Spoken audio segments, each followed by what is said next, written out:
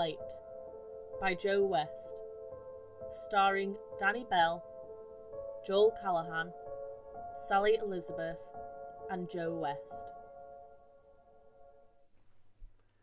When you work in an office for a big faceless company, you slowly become a silent cog in an infinite machine. You get so complacent in your routine that so many things get missed, things that should have set off alarm bells. I got like this, and had I noticed half of the things I should have, I would have left LGM before any of this stuff happened. I'll try and recount it as best I can, but I spent so much time on autopilot that only now I'm starting to remember everything that happened. I had been at LGM for 3 months, and they'd only moved into that office a week before I started. LGM is one of these middlemen companies that connects clients with other clients, so most of my calls are arranging meetings and playing personal assistant to the sales manager. I'd normally start around 11 o'clock or noon on weekdays and work through until the evening. I don't have much of a day, and as Rachel fondly reminds me, most of our clients are international, so their 9 a.m. is usually our 7 p.m. But I led a pretty uneventful life outside of work, so I didn't mind as much. I was comfortable with my routine. I'd clock in, do my stuff, watch everyone else leave at 4 o'clock and go home a few hours later. It did not take long for me to get complacent. The office came equipped with a glass cube at one end, separate from the rest. It's essentially a glass prison cell, but in her eternal wisdom, Rachel demanded it for the sales team and plastered most of the glass with order breakdowns, basic phrases in different languages, and KPI targets. But the cube has its perks. It means when the wider workforce goes home for the day, I don't have to speak to any of them. I'm the ghost that passes unseen to the kitchen, bathroom and printer. Silent but efficient. At least like them, I have my weekends off. The weekend staff consists mainly of a revolving door of students, but on Thursday and Friday nights, or peak nights as Rachel called them, the weekend staff come in for overtime and mostly play around with the empty boxes in the office like actual children. I tend to stick to my cube and put the headphones in, but even I admit to looking forward to the company of people who like to talk about things not work-related. My favourite was Grace, an art student of about my age who started about a month ago. Couldn't imagine working full time. She muses, stirring a cup of hot chocolate, at around 7 o'clock one Thursday night. But you study full time, don't you? I quip, knowing nothing about how university works. That's different. At least I'm working towards something. This job pays for the food, fuels me to study and get a degree, but I couldn't imagine giving 40 hours to a faceless company like LGM. I shrug. I kept my head down a lot, probably low enough to permanently bruise my chin on the floor. I tried not to think too much about other people in the office, apart from Grace. Something's got to pay the bills, I suppose. Oh, what an original answer. So you can afford a flat close to work? I don't see it like that. You might as well just move into this building. No one else has, have they? It's been running for 3 months and we're the only ones here. It's a bit creepy, isn't it? I don't tend to think about it. Have you never gone for a wander around the building? What? No. Not even when it's dead on an evening. Ooh, I bet this whole business is just a front for some evil experiments they're doing.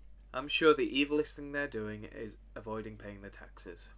Whatever the case, don't let them rope you into it. The phone rings and I dart back into my cube, desperate to get away from the conflict.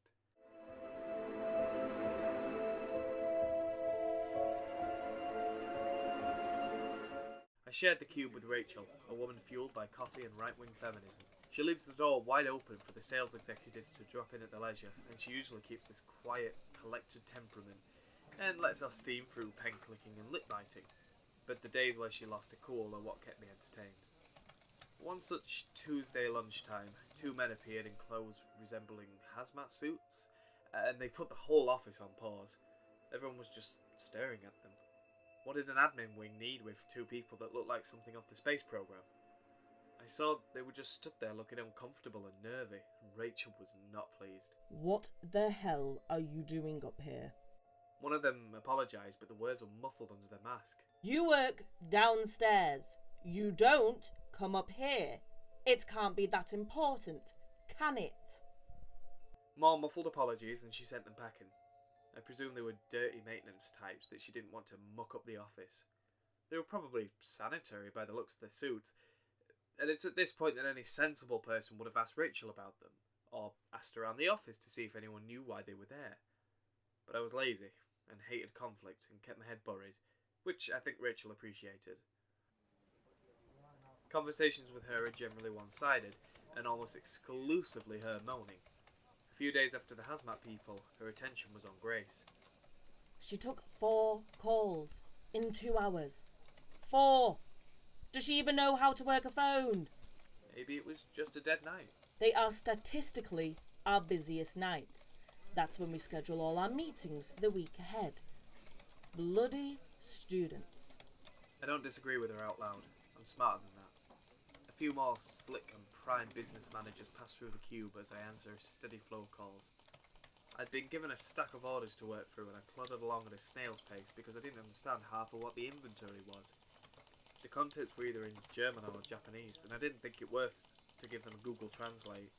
But most of the clients seemed to understand what I was talking about, so I just left them to it. At around 3 o'clock, a figure appears in a scruffy fleece and cargo trousers. He looks old before his time, and the creases in his face are sunken in with dirt. He's the head of security, Connor, and he hardly looks at me. Rachel, can I borrow you for a minute? Can it wait? Not really. It's something that needs your approval. Tell me it doesn't have something to do with those idiots in the fallout suits. A bit. Yeah. There's been a problem downstairs. One of the pipes have burst. Then whoever is in charge downstairs needs to deal with it. But they need your approval on how to fix it.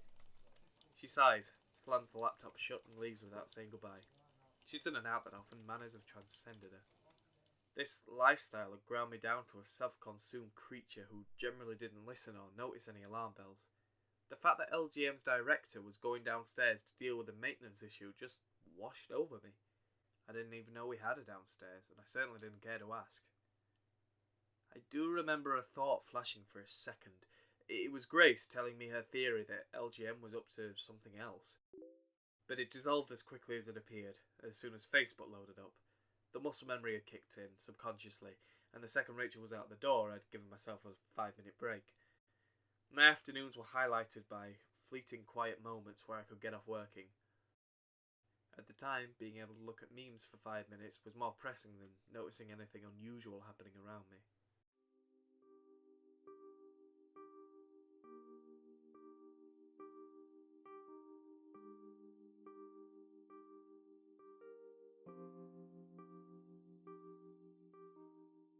The following Friday night, Grace and I are doing our usual procrastinating in the kitchen. Just a couple of young people on a wild Friday night. She muses, taking another handful of Cheerios straight from the box. I don't believe that. What? It's bloody Rachel asking how many calls I've had tonight. Does she ever sleep? Yeah, in a coffin, I think. Oh, she's relentless. I know she's looking for a reason to get rid of me. Hopefully I can quit before she does. You're leaving? I've gone to university to do something with my life, not spend Friday night looking at spreadsheets and drinking wine. And I'm the only person on a Sunday. And it's a bank holiday weekend. The phones will be rammed with everyone trying to get their deadlines in. I thought there were a few of you in. There were, but God knows where any of them are. Everyone left one by one without so much as a text. People don't stick fast at this job. I've had 10 people start and leave in the month that I've been here. I bet we've got glowing reviews online. None, actually. People just sort of forget about it. Do you remember Millie? A bit, yeah. Ah yes, Motormouth Millie. A nickname I'd gifted her for the amusement of absolutely no one else. She's in a polyamorous relationship, only has hot water in her flat between 5 and 6 o'clock, and has a cat named 11. I found all of this out within the first 2 minutes of introductions. Yeah, couldn't shut that one up. I had her on Facebook and she posted at least once every hour. But after she left her page went silent. Which is odd, and then it was gone completely. I couldn't get hold of her, so I assumed she just wanted to cut ties with this place completely. They've ruined people. Places like this. Some of us don't have much of a personality to begin with. You managed to keep me entertained. You should see me outside of work. Maybe I will. I'm in. It's been some time since my last date and, well, actual conversation with someone outside of work, but she saw something she liked, and I was sure to give her more of it. Listen, I don't know if you fancy going for a whip around lightning quick. There stood Connor, the head of security, who regularly reared his ugly face into the sales cube. His uniform was filthy, and he looked to have a dab on. You're Grace, aren't you? Last time I checked. You're the one who was in on Sunday. Yeah? Why? I've just got to check for security reasons. I'm here every week. Rachel's new rule. Connor shrugs and slips out as silently as he entered without giving me a second glance. I watch him leave for as long as I can, putting off looking back at Grace's lovely face. I'd love to go for a drink. Hmm? Well, that's what you were asking, wasn't it? Before Punctual Pete showed up. Is Wednesday any good? Yeah, that's great. That's my early day, so I finish at 6.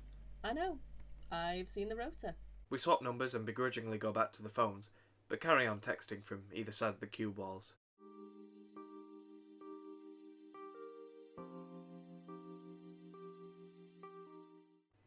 I spent all weekend thinking about Grace, pooling over TripAdvisor to look at the best restaurants to go on a first date and where's good to dance if she wanted to dance. I'm such a loser. I text her on Sunday. Hope it isn't too bad today. One kiss. Smooth. It was Monday morning when Rachel came in, fresh from her third meeting before noon, 5th coffee in hand. We'd hardly spoken that morning, but her mumbled swears and passive-aggressive sighs did most of the communicating for her. I didn't get a reply, so out of interest I pulled up the call tracker for the day before, and it looked to be going pretty well until 4 o'clock, when the lines went dead. Did Grace finish early yesterday? Rachel doesn't look up from her diary, scribbling out an appointment with some ferocity. Grace won't be coming back. I let her go. We don't have room for underperformers in this business. My heart sinks, and with every aggressive pen stroke it's like Rachel is rubbing the point in further. Her angry scribbling turns to tactical plotting over the next few hours, and at one point Tim the techie swings into the office, and I have to entertain him while he waits for Rachel to get back. We chat about work like everyone does, some games that I'd pretended that I've played, and apparently he has a date on Sunday night. Lucky him. When Rachel returns, she chastises him for not coming sooner, and then they slither out to see to matters I don't even bother asking about. In the 10 minutes of silence, I text Grace. Just heard the news. You okay? I bumped us up to 2 kisses to show her how worried I was. Rachel reappeared grinning from ear to ear, and I got the inkling that broken printer Wi-Fi connection was a code name for something else. She flicked lazily through her diary and she eyed me with a look I don't think I liked. So, I'll be holding interviews next week to fill Grace's position, but in the meantime, I'll need someone to cover the phones on Sunday. You don't mind working late, do you? Of course I bloody did. One of the only perks of the job was having weekends off, but I knew better than to disagree with her. Not at all. I can always count on you. You're my through man. Always on time and ploughing through the weekdays. I don't really have much else to do. Sunday nights are pretty dead anyway. It'll just be you and the security guys in the building. But they'll be knocking around doing their own thing, so just ignore them. Do I need to tell Connor that I'm here? What? On Friday he came in to confirm with Grace that she'd be here. Something about a new rule? Rachel stared at me blankly for a few moments more. Then the knowing cog started turning in her head. Oh, yes, that new rule. Don't you worry. I'll ring him now. And off she goes. Again, the fact that such a punctual and detail-obsessed boss would briefly forget her latest office rule didn't seem like a red flag at the time. I was just worried about Grace. Wednesday comes and goes without another word from Grace. I text her a 3rd time. Rain check? Friday becomes my day off this week, and I have no idea how people spend weekdays off. I just wander around the town aimlessly, nip to Aldi, do some washing. The whole quietness unnerved me. When she left on Thursday, Rachel gave me a patronising high five. Thanks again for Sunday, mate. You watch. It'll be dead.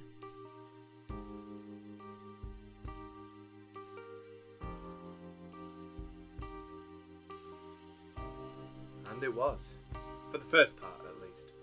Because our office was new, it didn't have a toilet yet, so when nature calls you had to walk the 50 yards of carpeted hallway down to the reception.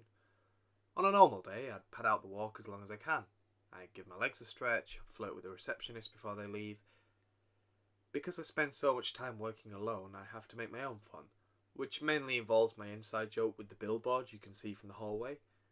There's nothing special about it, it's just a picture of a woman holding a plate of food, and the caption reads, "Sheila's Tuna Surprise." And her face looks so sarcastic and venomous, as if she's saying to someone off camera, "Fucking tuna surprise, alright?" I find it funny anyway. It's as I'm passing Tuna Surprise that I realise I'm actually speeding up. I don't really want to prolong the journey. It was cold and dark, and I was quite happy in my office with a TED Talk playlist and no one to bother me. The main hallway branches off about half a dozen smaller corridors, so on my way back I pass rows and rows of empty offices, because the rest of the building hasn't moved in yet, and the lights are just on to deter thieves. Be it fear or curiosity, but I always give a little glance down the halls as I pass. I don't know what I expect to see, or when I start doing this, it just makes sense. For those 2 or 3 seconds you pass the entry, you might see someone, or something interesting. I don't know. Habits are weird. That night there was someone. Connor, the head security. He was facing me, but talking in hushed tones to someone with their back to me, wearing one of those hazmat suits, the same ones I saw a couple of weeks ago. Connor's eyes flicked up to me and filled with annoyance. You alright, mate? I froze and the plastic face of the hazmat suit swung to look at me. I couldn't see who was inside, but Connor tapped them on the shoulder and nodded down the hall behind him. The figure took themselves off down the hall and Connor started to march towards me with aggressive momentum. You're the constant, right? You do weekdays. You're here all the time. Oh, yeah. What are you doing? Just going to the loo. I'm just there, yeah? Yeah, is that a problem? He stops 2/3 of the way, but his gaze doesn't break. His eyes soften a little bit, but like from glass to stone. He flicks this horrible smile that looks like the ends of his mouth are being pulled up by hooks. That's fine then, mate. Just got to ask. Security and that. I'll give him this. His creepiness broke me out of the rhythm for just a minute. I let the silence hang for a few moments longer. I don't trust this sudden shift in attitude. I thought it was just me in tonight. Who was that? I nod down the hall. The smile wavers. Just maintenance, mate. On a Sunday night? It was an emergency call out. Why don't you get back to your phones? As if he pushed the panic button himself, this horrible alarm sounds through the hallway. He starts moving down the hall towards me, but he's grabbing his radio and I step to one side. What's that? A fire alarm? No. Should I be worried? Just get back in the office. He pulls up his radio as he passes me and makes for the reception. What the hell is going on down there? Connor barges through the reception double doors and I hang fire for a minute, letting him get a head start. I really needed the bathroom, but that was in the same direction and I didn't want to get chastised for not going straight back to the office like a good boy.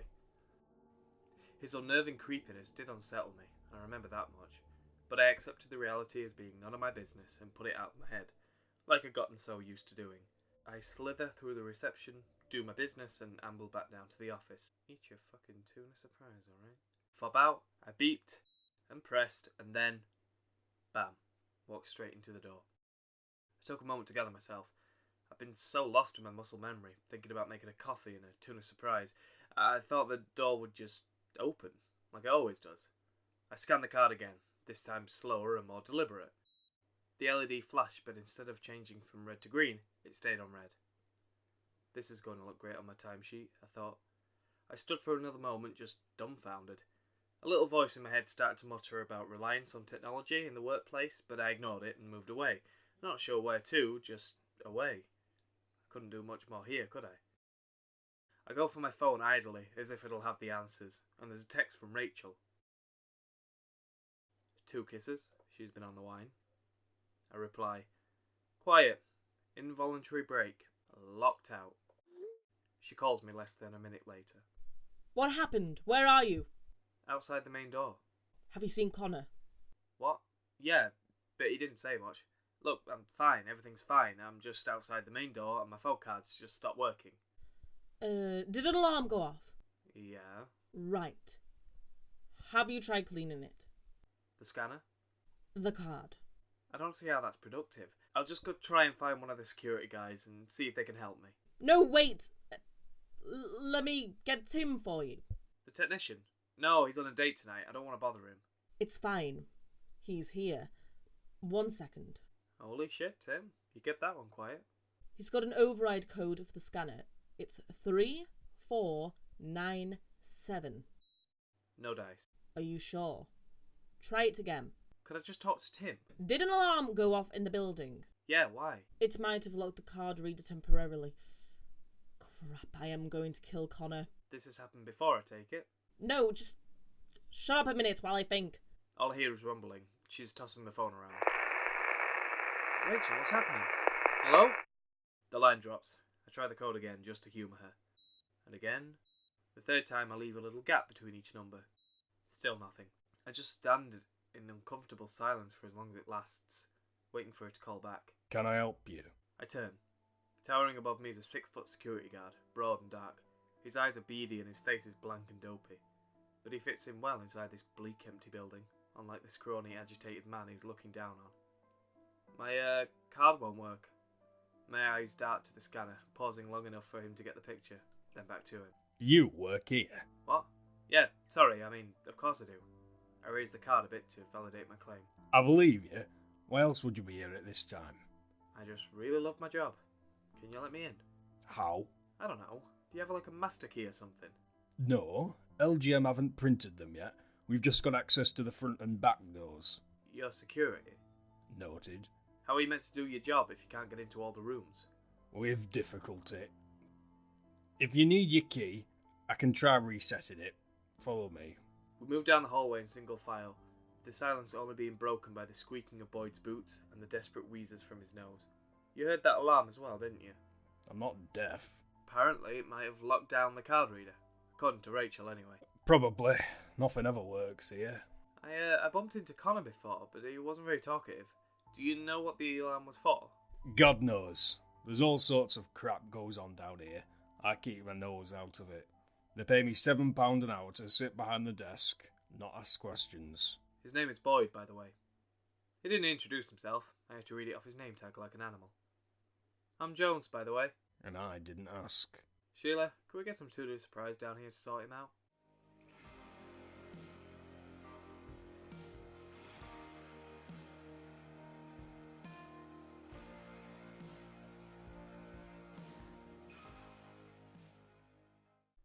We pass the corridor.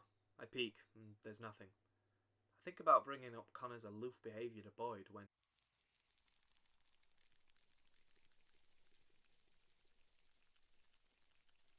For a second I see the plywood panels shake.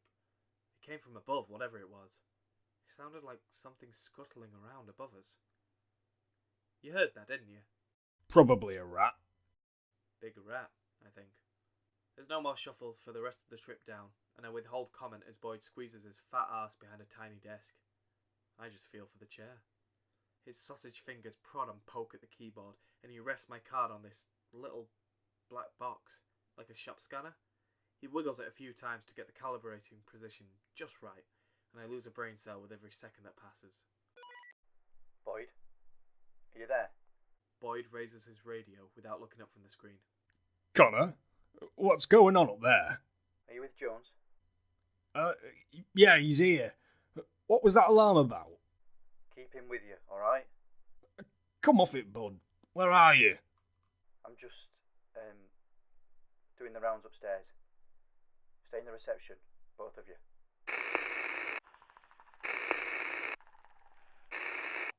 Sounds fun. He's a bit of a wild card, but he should be doing the rounds on the upper floors. Why he cares about you, I don't know. Is he looking for rats up there? Connor? Hello? Nothing. His radio's down. I'm going to check on him. How long will you be? As long as it takes.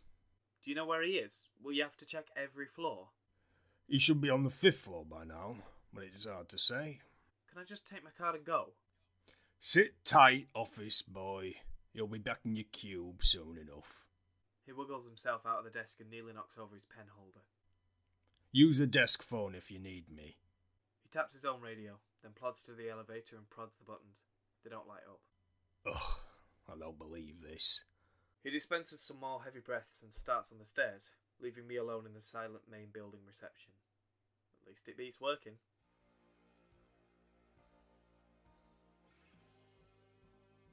The reception is one of these contemporary nightmares with big glass windows looking out onto the side street. I think they call it open plan. I always feel unsure when I walk past because anyone on the street gets a free license to look in and stare at you.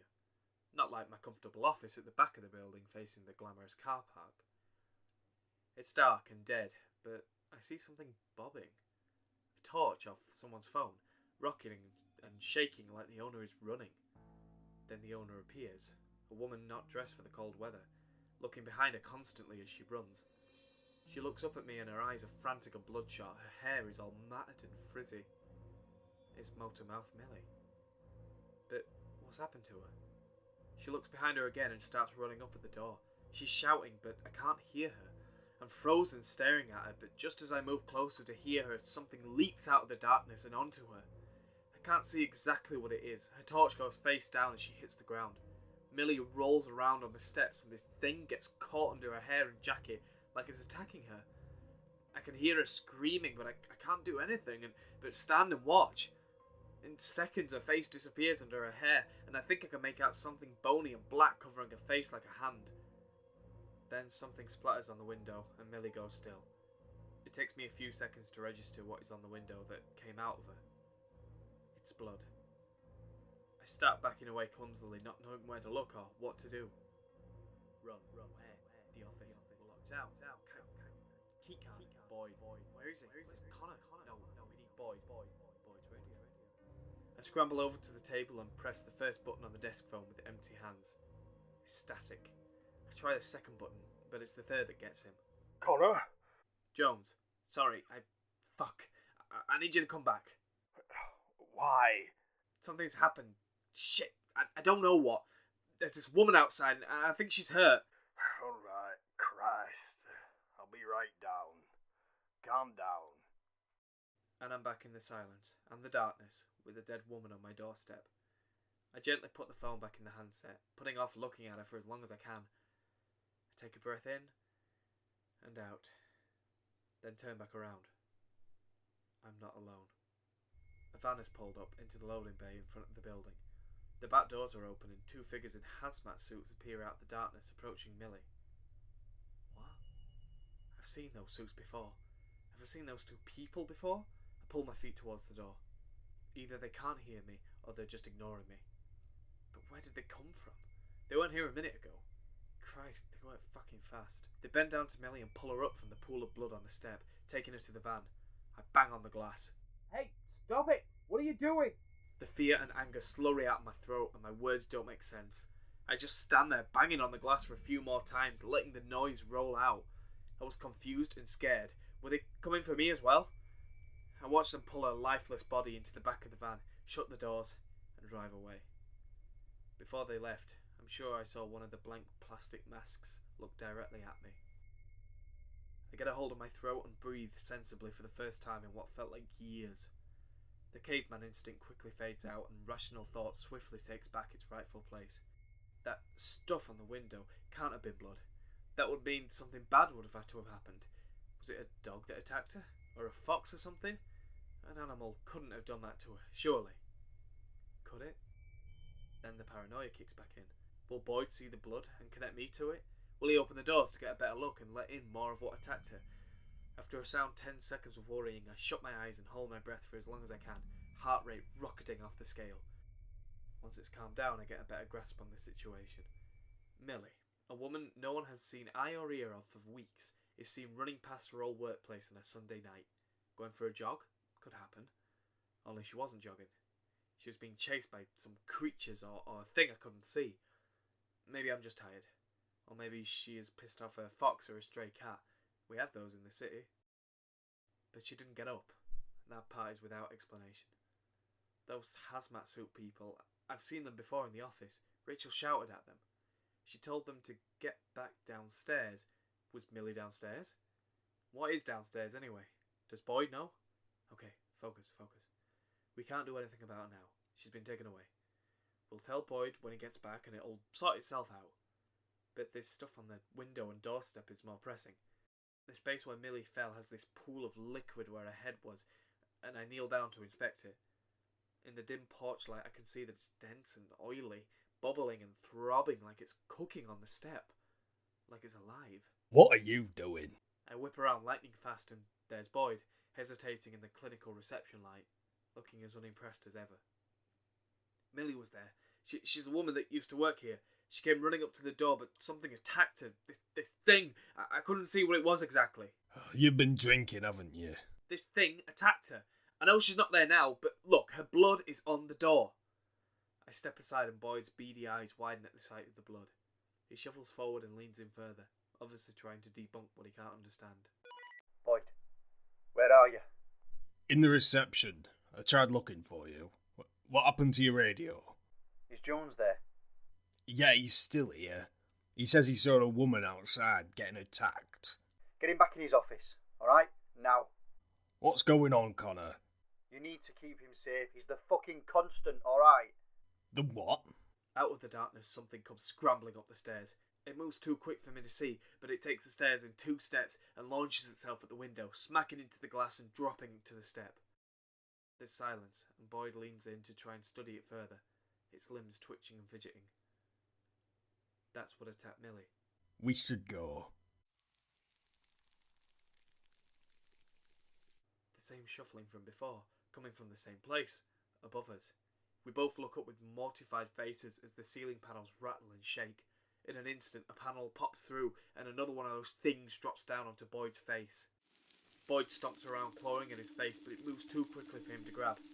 I can make out a mouth gnawing and snapping, but too many teeth to count. I think I can see scales, but it's moving too quick for me to tell, giving off this horrible screeching noise. I back up, my hands fidgeting at my sides for something to defend myself with. I strut past a folder and grab it in one, running at Boyd and smacking the thing on his face squarely in the back. It lets out this piercing screech and my head is filled with static, as if every piece of electric equipment is screaming at me to stop.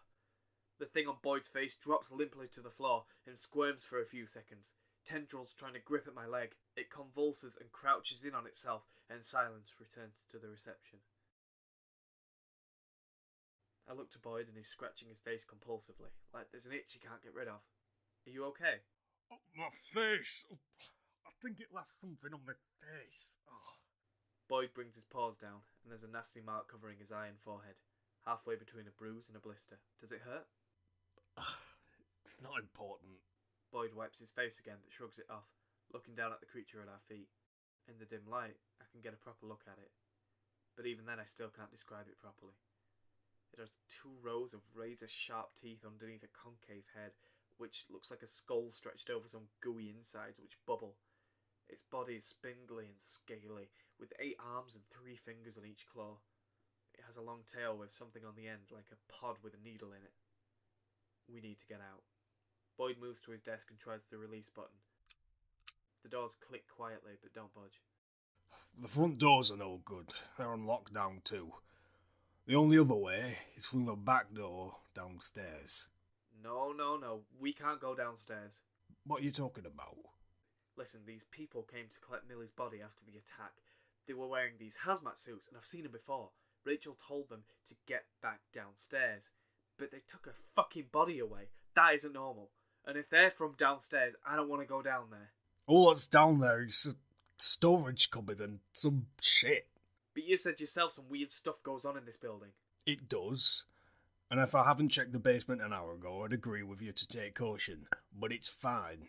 Do you want to go further inside the building, away from the big open door? I'm on your side. The freaky alarm and these fucking things, it's weird, alright? It's messed up. But if LGM are doing any weird shit down there, or taking any bodies, they're hiding it pretty well. So, we can just slip through and get ourselves the hell out of Dodge. How far is it to the back door? About 5 minutes. Boyd strides back behind his desk and pulls up a wooden broom. Without flinching, he snaps it in 2 on his tree trunk leg and passes it to me. In silence, we make our way down.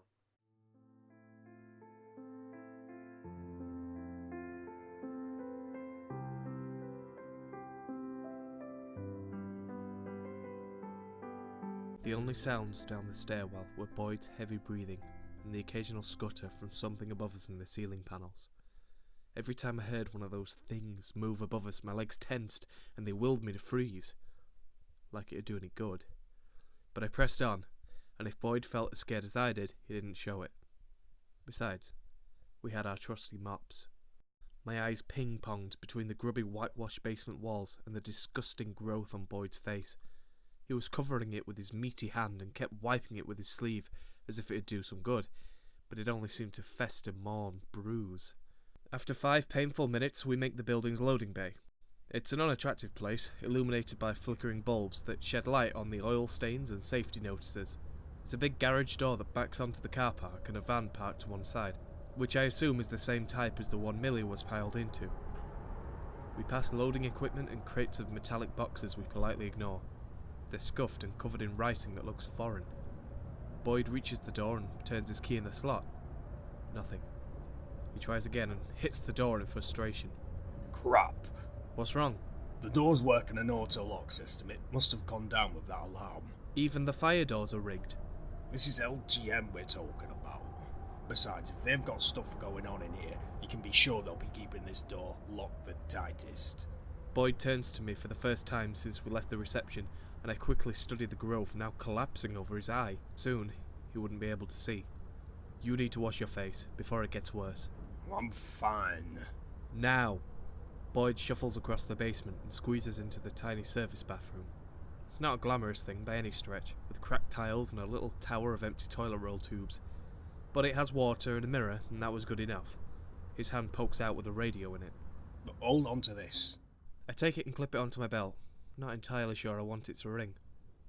I look back on the garage doors and think about LGM, about my place in this company, and about how fucked up the last hour had been. What did Millie do to deserve that fate? It can't have been coincidence that she was outside this building. I try and rack my brain for any scrap of a clue that I might have picked up over my time here, but I come up short. My head has been buried so deep in the rut that I wouldn't have noticed anything weird or questionable. I think about my conversations with Grace, but all she said was that Millie went off the grid when she left. And now Grace has left too. Did the two ever talk after they left? There's 6 missed calls from Rachel, as well as countless messages asking where I am. Why does everyone want to know? I call her and she answers on the first ring. Where are you? What's happening? What? You're the boss. You're always in and out of the office, and there's a lot of shit I've been kept out of that isn't adding up. Who are those people in the suits? What are you talking about? Cut the shit, Rachel. You've got to know something. The same people you shouted at the other week are the ones taking away a dead fucking body. Are they LGM? Jones, please. Are they? Yes. It was Millie who they took away. Do you remember her? She died on your doorstep. She was attacked by this thing, the same things that are chasing us throughout this building. And then I think about all the staff that get turned over in this job. Is that what happens to them?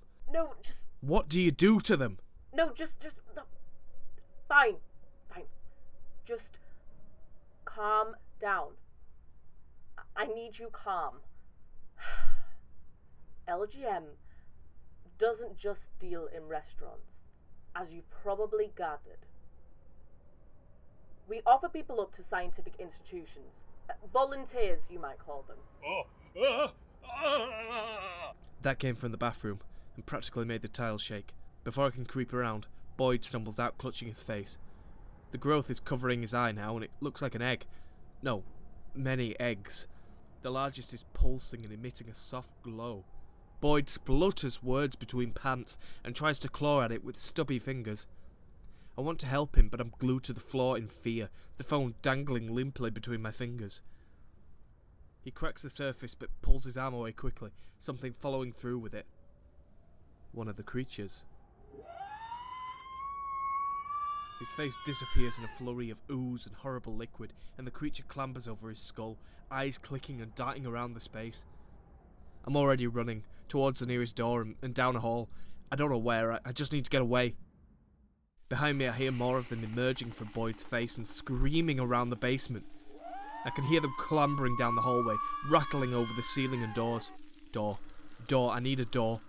In front of me there's a wall of PVC curtains blocking something, but a door comes up on my left and I slip inside as quickly and quietly as I can. pulling it to and gripping the locked handle for dear life. There's nothing but my breathing for a few seconds, and I hear a few of them scramble across the door, their nails scratching the cheap glosswork. It rattles under my weight and I grip the handle tighter, like it'll do any good.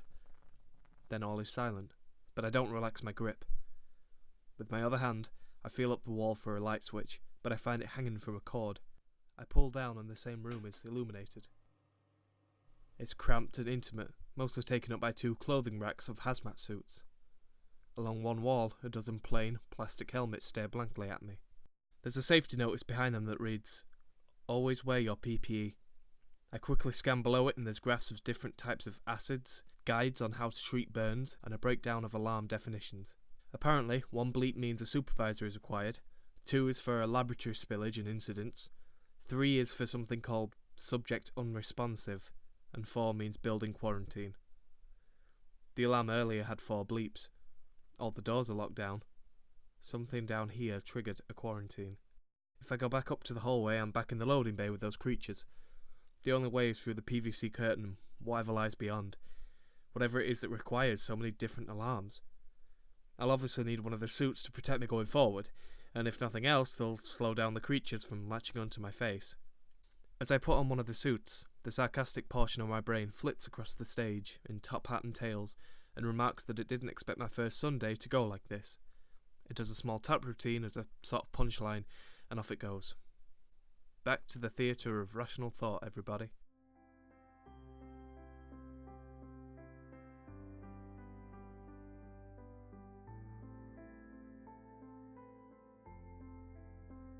The suit is awkward and clunky, and if anything, I'll attract more creatures with the amount of noise I'm making. It's as I exit the changing rooms that I notice a trail of slime leading down the hallway, coming from the other side of the PVC blinds. I use my broom half to pull the plastic away and step inside, noticing first the 2 large red buttons on either wall marked Emergency Alarm. It's grubby and clinical at the same time, like some shady dentist or serial killer's workshop. The room is lit in intervals by a swirling red light. There's monitors and keypads on 2 desks in front of me, half of it looking like it had been ripped off a car boot sale. The desks are facing onto 2 glass rooms, separated in the middle by an internal glass panel, but they're both filled with a forest green mist, and I can't see inside. For a disturbing second, they look like twisted versions of my own sales cube upstairs, but I push that thought right out of my head. 2 large buttons sit before me, one for each side, with mist/clear taped over them. I deduce that one press fills the room with this mist, so I chance it and press clear on the left button. Slowly, the fog clears, and the first thing I notice is a sort of hospital bed standing upright. Only this bed has straps and open metal holders wrapped around it like a rib cage, and the floor is covered with ooze and dirt and cracked open eggs like the ones I saw on Boyd's face. The second thing I see is a pair of legs dangling from a panel in the ceiling. I lean forward and see they're still attached to a body, thank God. One wearing a hazmat suit, but one that isn't moving. It looks somewhere between a hospital room and a prison cell. There are papers and files and coffee cups strewn around the desks, and someone obviously left in a hurry. There's a trail of liquid leading across the floor and out of the room, starting from the cracked panel in the cell, and I'm not exactly relieved to learn the source of the trail. The monitor to the left, the one lined up with the cell, is blinking at me with a paused screenshot. It shows somebody in the cell. Millie. I pick up the upturned office chair and sit awkwardly, resting the broken broom against the desk. I scan the keyboard and hit play. The footage is sped up, but it shows her strapped into that bed and writhing in pain. It's grainy, but I can make out eggs around her. The mist keeps coming and going with what I presume is the passing of days. The eggs crack open, and I watch Millie writhe and squirm in agony as the creatures crawl all over her body. It's so painful to watch, but I can't look away. They smell her and swarm her, and after some time, she simply goes limp, and when the mist comes, the creatures leave her alone, receding back into their corners and scratching at the walls. It looks like they got bored of her. Another shroud of mist, and when it clears, the creatures are all subsided and docile. A suit enters through the open pane and starts unfastening Millie's cage. She springs to life and lunges forward, grappling with them and shoving them aside. A couple of creatures jolt around them as Millie forces the suit to the other side of the cell and leaps through the door, slamming it shut behind her. I watch the creature fire awake and snap at the suit, but they can't get at it. The suit runs frantically around the cell trying to get out and banging on the door. It turns to the roof of the cell and jumps up at the panel, knocking it aside. I look at the real panel and it isn't big, probably half a metre on all sides. The suit tries to jump at the panel and grab onto the sides in a bid to lift itself up. It manages to get halfway before the smoke fills the cell. I watch its legs flail intensely and then go limp in the mist. When the mist clears, the legs dangle as they are now, and the creatures are slowly making their way up its body, disappearing through the gaps between its body and the sides of the panel. This was tonight. This was happening as I was sat upstairs. So, Millie escaped, and the mist knocks out whoever or whatever is inside the rooms. But what was she doing in there with those creatures? I cast my mind back to the call with Rachel. What did she say? Something about volunteers for scientific experiments. I scan the desk for any clues or reason, praying for someone to spring out and shout surprise, and this all be a sick joke on my first Sunday. There are papers with foreign writing, Japanese by the looks of it, and some of them look like the order forms I used to get from the printer, except I don't recognise the content. On the other side of the desk is a phone and I flick it on. It's got low charge and there's over 100 calls from Mum, Dad and countless texts. Where are you? Call us. Are you safe? Answer, please. Their names are mainly family members, but at the bottom of them all, before any got sent, are 3 messages from the contact, Jones. Hope it isn't too bad today. Rain check? Just heard the news. You okay? The 3 messages I sent to Grace, that she never answered. With dread, I press clear on the right button, and the mist separates in the corresponding room, though I instantly wish it didn't. Grace is strapped to her own bed, her body covered in eggs, half burst and bulging. Her face is oozing with slime, and what skin is showing is sickly and yellowed. Around her, a dozen creatures are clicking and piled on top of each other like a horde, shifting and flinching in what I presume is sleep. I feel sick. I want to run and never look back, but I also want to help her. Grace rolls her head and looks at me with glazed eyes, which widen as far as they can. Hello? The mist... It was on for longer. Grace? It's me. I take off my stupid helmet and try to look positive and not horrified. What happened to you? They... They fired me. And took me. I'm coming in. No. Look at you.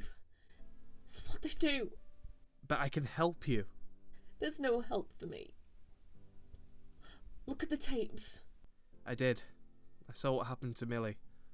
Is this where Rachel brought you when she fired you? I never left. I see a sort of smile form on her face, but it's more of a grimace. She's in pain, and I'm in pain watching her. I can't leave you here. You have to... You have to tell them what LGM is. What they did to us. One of the creatures, the size of a small dog, slowly clambers up the back of her head and eyes me with narrow beads. Helmet! It takes a few seconds to realise what she said, and by the time I'm thrusting my helmet back on, the creature has already lunged at the glass and smashed a chunk out of it. The sound startles the rest of the hive, and as I turn to run, a dozen creatures are scrambling up to the hole trying to break out. I amble through the PVC blinds and back down the corridor towards the basement, nearly slipping on the ooze trail. The changing room won't be any good if they see me go inside. They'll break down that door in a cinch. I make the loading bay and Boyd is laying lifeless half out of the bathroom, a gooey web tied up in the doorway above him. I make out a couple of eggs in the ooze, but don't linger on looking, making the stairs 2 at a time. The building is alive with these things. I can hear them winding around the stairwell looking for me, tip-tapping inside the walls. I try and block them out, and on the way up I catalogue my options. Open space isn't great. They can move fast, very fast, and I'd be a sitting duck. I need a closed area, somewhere I know they haven't got to. Somewhere like the cube.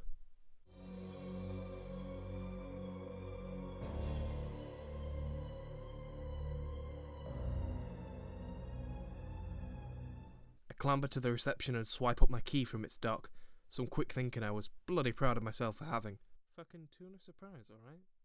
I clear the hallway in a fraction of the time, scrambling for my keycard with stupid plastic gloves and praying to all the tuna surprise in the world that it works this time. It does.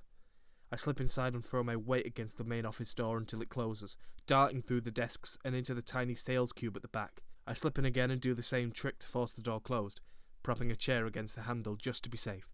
It's locked, it's secure, and it's quiet. I dim the lights and back up to the window, crouching in the gap between the desk and the wall. If I wait here long enough, they'll pass and I can sneak through the window. It's only a 2-story drop. Or maybe I can shimmy along to the fire escape, or... Boyd? You there? I fumble around in the suit and have to unzip the front to reach my belt loop. I wrangle out Boyd's radio and take off my helmet. It's Jones. Boyd's gone. Of course it's you. You always come out on top, don't you? What is that supposed to mean? Well, haven't you figured it out yet? You're the constant, Jones. You've always been here and you're always going to be here. In all those weeks, you were the one who set this whole scheme up. We couldn't have done it without you. Stop talking shit. People have died, alright? I've seen what's downstairs. Just stop. Yeah, I know they've died. It's all gone to shit. That stupid bitch shouldn't have tried escaping. No one gets too far from this place. Once they've picked you, they've got you. And they picked you alright, didn't they? Stop saying things like that. I remember seeing you in the cube. You always kept your head down, eyes glued to the bloody screen. You didn't have a clue, did you? All those calls you were taking and the orders you arranged were securing this experiment and getting LGM the equipment they needed. But what for? The idea is that Rachel will hire people who won't be missed and brings them down here when we're ready. Students, young people, or miserable sods like you who don't do anything with their lives. Then they'd lock you in with these creatures. Just see what happened. Why? All in the name of science, mate. No legitimate science lab would be able to get away with this. They'd be shut down. LGM opened the doors to them. The whole business is just a front. I'm turning you off. I wouldn't do that if I were you. Why not? Because I'm about to shut the power off. And I think you'd appreciate the company while we're in a blackout. Why would you turn the power off? I'm in the maintenance room, staring at an automated door to the outside. Because one of those idiots pushed for full quarantine. The idea every outside door is locked who wouldn't be missed. But I found the mains and brings them down here when we're ready. It'll reset the system and we can all get out. Or You mean you can? Like who don't have anything to do with their lives. Where are you? And they'd lock you in with these creatures. The office. And see what that's just bad luck. It's a shame too, because Rachel really liked you. But the card reader's back online. The small ones come back on first, mate. That's nothing. But I'm not waiting for this door to reboot. No, Connor, wait! Blackout. The whole office disappears in front of me, and suddenly crouched in my glass cube, I feel more exposed than I did in the reception. Connor? Are you there? The lights will be back on soon. Now, if you can get down to the maintenance room, this door is good to go. I'll leave it open for you. Have fun. Shit. Fuck. No. No. What is it? They're outside the door. Fuck. Get away from me. Fuck. Shit. The line goes dead. Another exit is compromised and I'm left crouching in the dark. It's in the same place that I spent so many weeks on autopilot, not noticing a thing, that I now feel most aware and tuned into my surroundings. My eyes start to adjust to the shadows and I can make out the vague shapes of desks, computers, chairs. If I can wait it out till morning, Monday morning, the whole office will be here. It's only 12 hours. It'll be sunlight, and this place will be flooded with 30 people, all working for the same fucked up place. How many of them know? Will Rachel be here too? Maybe they'll all turn up in hazmat suits, and I can slip out unnoticed. If none of them know either, who'll be the first to stumble on that laboratory downstairs? How am I ever going to explain that to the police? Will Grace still be down there with no one to give her food? What's it going to look like when someone finds Boyd and Connor, and I was the only person in the building? A ceiling panel drops by the front door, just above where the light switch connects to the rest of the grid. Something drops to the floor without much grace and I can hear it scuttling around on the cheap carpet, ruffling papers and sniffing its way around the room. My breath feels like it's going to leap out of my chest and abandon ship. My thoughts are bouncing around my head like adrenaline-fueled junkies. focus on the creature. No, run for your life, Boyd and Connor, call Rachel. No, fuck her. Is Grace okay? Where is it now? What is it looking for? How long can I sit here? I force my eyes shut and lock them closed, reminding myself constantly that the door is locked and I have time to think. If I smash this window as planned, it'll hear me and break the cubicle glass. I'd have no chance. But if all the lights are off, I reason, it doesn't know I'm here. Why did I come in here in the first place? I should have been aiming for the front doors of the building. There's a button to unlock them on Boyd's desk. I could have been out in a shot. I know there might be more suits out there, but if I'm expecting them, I've got a better chance of avoiding them. There's just a small problem of getting out of the cube. I contort myself to a crouch and gently creep across the cheap carpet, focusing on the desk, the walls, the computer. I feel for the handle and unlock it as slowly as I can, dreading the inevitable click of the locking mechanism unlocking. But I had steady hands, and it was a cheap lock, so persuasion was simple. I gently let the office door swing open and take the first uneasy steps of my green mile. Caveman instincts met office muscle memory, and I swerved between the desks without even thinking, though ready to dive across one should I need to. The last stretch between the desks and the front door was the hardest. Why do we need this much room for a reception area? I clench my fists like it'll help and step cautiously across.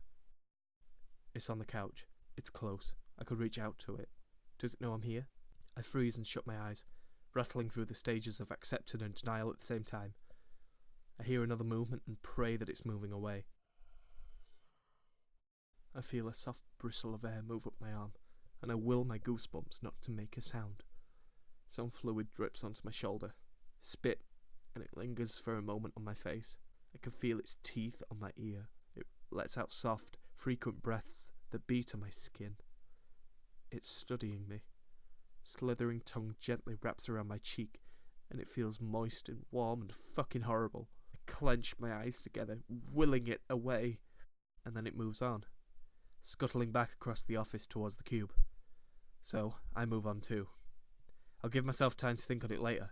Right now I need that front door. I gently amble over to the door, and just as I turn the handle, the bloody power comes back online. Without a second glance, I whip out the door and make a sprint down for the hall. Fully visible, fully exposed, but in full motion.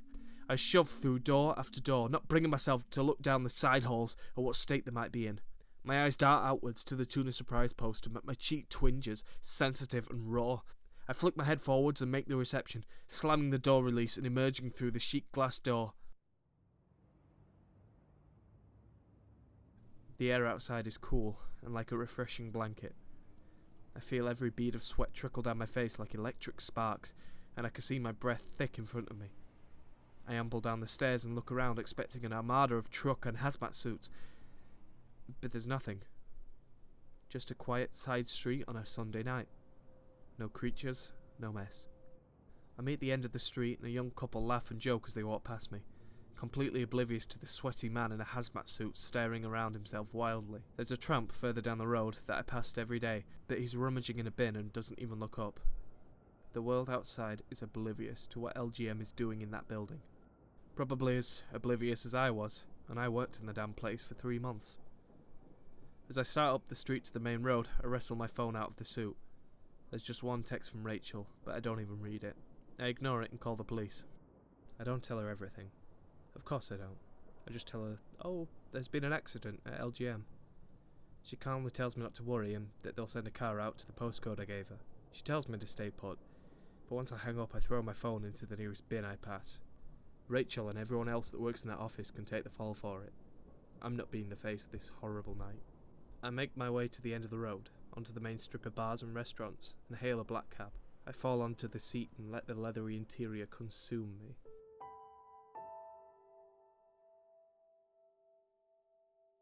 My flat is silent and black. For the longest time I just stand in the doorway, not even looking at anything, just thinking. The fluid drips off my suit and onto the carpet. It'll probably never come off. I shed the suit and shuffle into the bathroom. I flick the light on and Grace is in the shower. She's choking and spluttering and she's asking for my help. She's crying and I'm just frozen in this spot and I can't do anything. And then she's gone. I step into the shower, set the water going and just fall into it. I stare blankly at my cheap tiles. I don't want to move. I don't want to see anything anymore. Grace, I am so sorry. I'm sorry to anyone who had to work in that horrible place. I'm sorry that it ground me down into such an echo of myself. I'm sorry for being blind. I've always been taught to just keep your head down and earn as much as you can. And that's how you do it. It's how you be an adult. I thought when your boss tells you not to ask about something, well, you just don't ask about it. I can tell you one thing. I'll never take another office job again. Maybe I'll get a job in a coffee shop or something. Serve drinks to people on their way to work. All those people keeping their heads down, clocking in day after day and never looking up. It just makes you think, I suppose, how many companies are hiding things and what they don't want you to know. Think about it for a second. Right now. You might work in an office or in a bar or something, it doesn't really matter. You might be on your way to work right now, or ironing your clothes, but just think for me about all those times your boss has acted a bit off. Or when you've been given a document to file that you don't really get, but you've been told not to worry about it. Just be careful, because, and take this from me, behind closed doors, they could be up to anything.